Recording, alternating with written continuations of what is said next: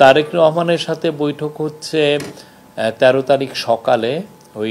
ওইটা মিটিংটার কোনো ফরম্যাট নাই, বাট আমরা যেহেতু তারেক রহমান হচ্ছে বাংলাদেশের এখন বিগেস্ট পলিটিক্যাল পার্টির উনি লিডার, আর প্রফেসর ইউনূস তো আপনি জানেন যে উনি ইন্টারিম গভর্নমেন্টের প্রধান, তো ওনাদের মতো করে বসবেন, আলাপ হবে। এটা এখানে যে কোনো বাংলাদেশের এখনকার যে সিচুয়েশন, পলিটিক্যাল পরিস্থিতি, তারপরে আপনারা জানেন যে আমরা একটা ইলেকশনের ডেটটা ঘোষণা করেছি সেই বিষয়ে, তারপরে ইলেকশনের এই যে জুলাই চার্টারটা হওয়া, রিফর্ম বিষয়, এগুলো যে কোনো ইস্যুই আলাপ হতে পারে, কোনো ইস্যুই।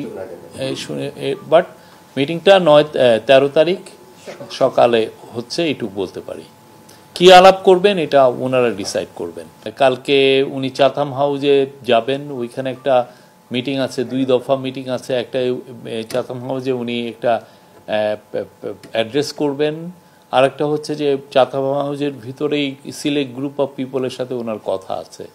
আর একটা হচ্ছে যে কিছু স্টুডেন্টের সাথে ওনার ইন্টারাকশন করার কথা আছে, যারা বিশেষ করে জুলাইয়ের আন্দোলনে ছিলেন, তাদের সাথে একটা মিটিং হওয়ার কথা আছে। আর কিছু সরকারি কিছু বায়োলেটারাল মিটিং কিছু আছে।